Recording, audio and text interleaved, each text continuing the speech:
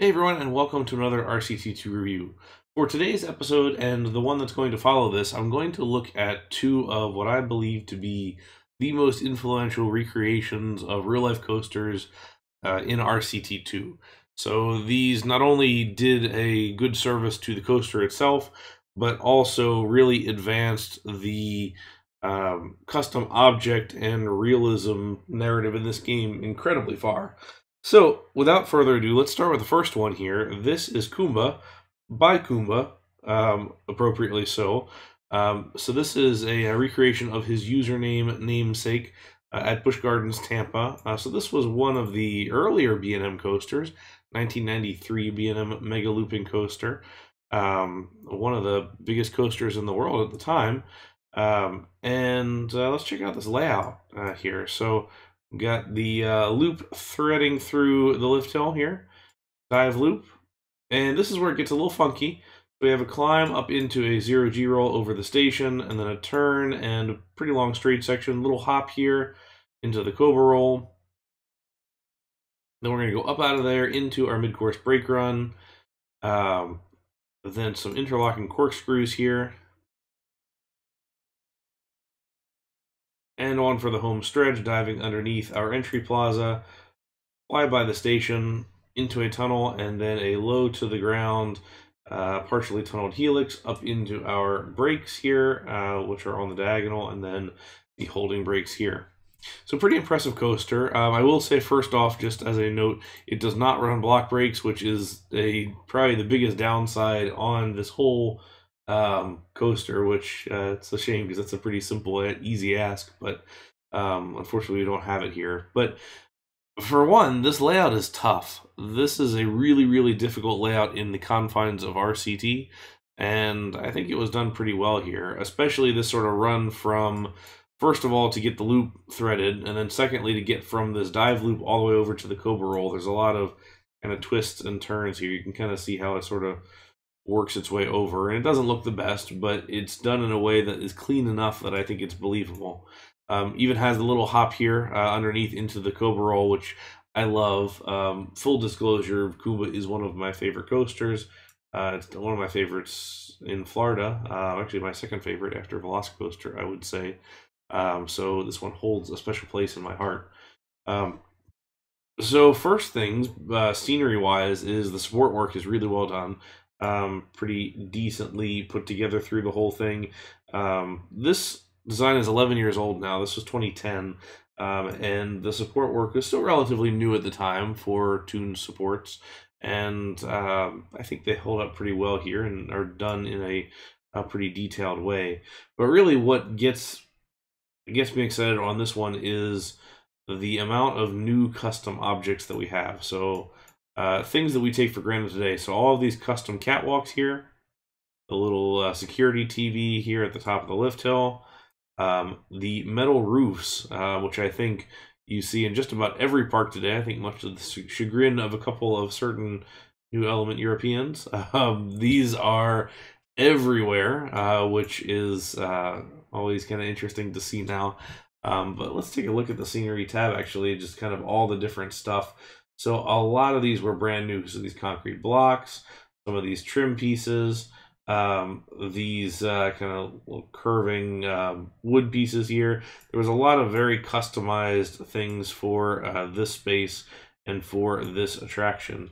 But like I said, these things that just we take for granted now, these diagonal steps with this this kind of colored tile base, which you don't see used very often, but I think it actually works really well here to recreate some nice kind of aged concrete or exposed aggregate, perhaps. I think that's all done very, very well. But the roofs, especially, going back to those, because that was a definite thing. Now our scale gets off just a little bit when we look at the bridge here versus our bridge that comes across for the Rapids ride. If we were looking at the real ride, this should be somewhere way over here, because this would wrap around the gift shop here and then cross again. But the train station is where it should be, down here. We've got the kind of hacks of the train station, or the train itself is off over here somewhere. And it will come back to the station here in just a little bit. you saw probably pretty briefly, we have SOK here, which was already hinting at the future sequel to this map, which was Son of Kumba, which we will not talk about because it's kind of a disaster. But this one was certainly groundbreaking at the time, and really just pretty incredible. Kumba has a lot of these sort of built-up landscape areas here, like this little bit around the interlocking corkscrews, these sort of trenches on either side here. And actually those, I think, were done pretty well here using the quarter land blocks, the way that it's kind of built up around the space. Certainly, I think in this era of where we are now, it's lacking in some details and kind of what we would call crunch. But I don't think that's a bad thing necessarily. This is very clean, very well put together, especially the landscaping throughout. It's thick, but it's done in such a way that it doesn't feel too overbearing. I do like all the little details. Here's a bubbler aerator that's in this retention pond that is actually here in this real retention pond. We've got the couple of details here for the Rapids ride, including the employee area and some of the theming here. Right here we've got the water chute, insert a coin and shoot the geyser at people. So that's kind of fun. So a lot of nice little details there. All of that. And then some frozen staff, and always nice to see those sort of details. So Kumba's sort of the master of small details and just little things here and there. And actually, if we get down in here a little bit, and we didn't have cutaway at the time, but we're going to use it now.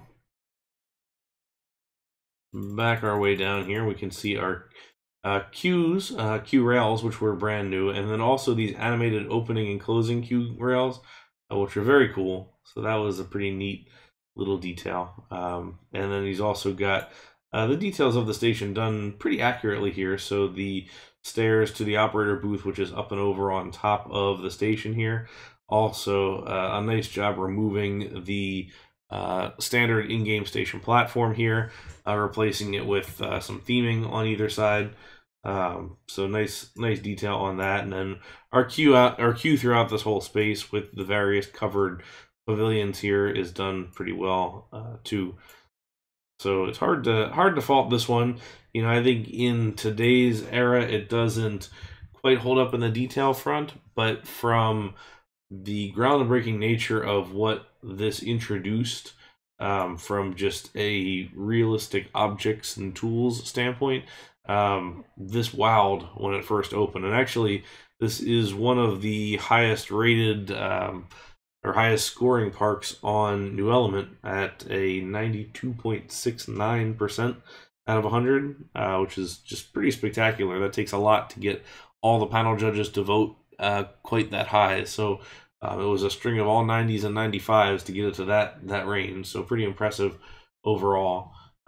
Another fun detail here, and I'm not sure if it was intentional or not, but we've got 4 trains, and if you've listened to any of my Amusement Academy streams, you'll know that you can't run 4 trains on a setup like this with a single block break in the middle, unless you have double stations or whatever. But Busch Gardens Tampa has 4 trains for Kumba. One of them is an annuals train, so they can always run 3 trains at any given time, even when they have 1 train out of service for its annual maintenance. That's a nice little detail there, added in, and just all the different clickable people and everything like that throughout the space is just adds to the kind of fun realism details and everything else. Here's our train pulling in. Here's the Serengeti Express coming in over here. But lots of good stuff. I will post a link to the download for this in the description, and you can take a look for yourself, download this, check it out. And then we'll be back here on the next episode with another recreation that kind of did a similar thing just a number of years later. So see if you can guess what it is in the comments, and if you're right, we'll see you in 2 days. Well, anyway, until next time, thank you all very much for watching, and have a great day. Thank you. Bye now.